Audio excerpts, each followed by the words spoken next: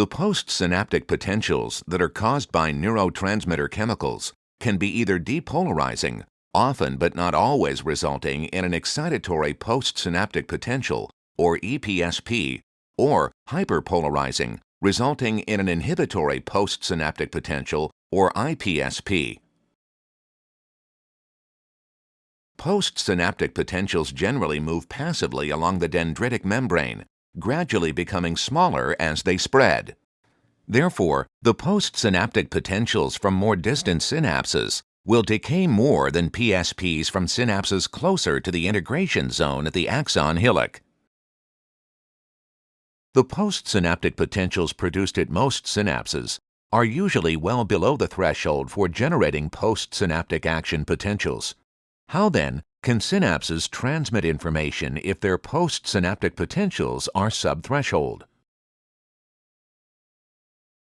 Suppose that two excitatory endings are activated, causing local depolarizations of the cell body. Taken alone, neither would be sufficient to trigger an action potential, but when combined, the two depolarizations sum to depolarize the membrane in the hillock region to threshold. When inhibitory synapses are active, the membrane potential tends to be stabilized below threshold because they induce hyperpolarizations or subthreshold depolarizations that cannot reach threshold.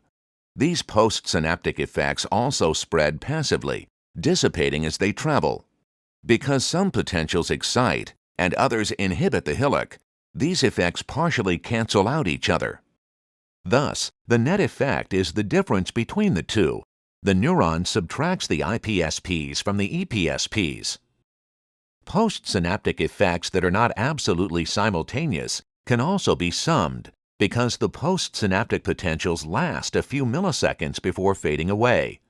The closer they are in time, the greater is the overlap and the more complete is the summation, which in this case is called temporal summation.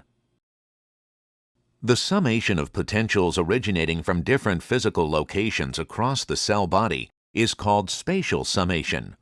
Only if the overall sum of all the potentials, both EPSPs and IPSPs, is sufficient to depolarize the cell to threshold at the axon hillock is an action potential triggered.